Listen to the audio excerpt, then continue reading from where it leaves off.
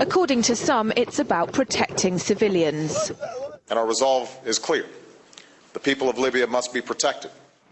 Others say it's about oil. The only reason they're interested with Libya is about the oil. You'd think we'd be in Iraq if the major export there was broccoli. But some are convinced intervention in Libya is all about currency, specifically Gaddafi's plan to introduce the gold dinar, a single African currency made from gold, a true sharing of the wealth. It's one of these things that you have to plan almost in secret, because as soon as you say you're going to change over from the dollar to something else, you're going to be targeted. There were two conferences on this, one in '96 and another one in the year 2000, called the World Mataba Conference, organized by Gaddafi. And everybody was interested. I think most countries in Africa were keen. Gaddafi didn't give up. In the months leading up to the military intervention, he called on African and Muslim nations to join together to create this new currency that would rival the dollar and euro. They would sell oil and other resources around the world only for gold dinars.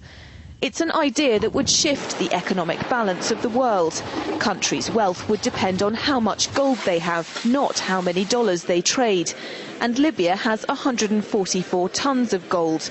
The UK has double that, but 10 times the population. If Gaddafi had an intent to try to reprice his oil or whatever else the country was selling in the global markets and accept something else as a currency, or maybe launch a gold dinar currency, any move such as that would certainly not be welcomed by the power elite today who are responsible for controlling the world's central banks. So yes, that would certainly be something that would cause his immediate dismissal and the need for other reasons to be brought forth for removing him from power. It's happened before. In 2000, Saddam Hussein announced Iraqi oil would be traded in euros, not dollars. Sanctions and an invasion followed.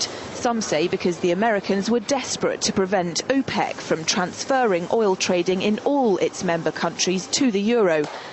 A gold dinar would have had serious consequences for the world financial system, but may also have empowered the people of Africa, something black activists say the US wants to avoid at all costs. The United States should welcome the self-determination of Africans. They certainly have denied self-determination to Africans inside the United States, so we're not surprised by anything that the United States would do to hinder self-determination of Africans on the continent.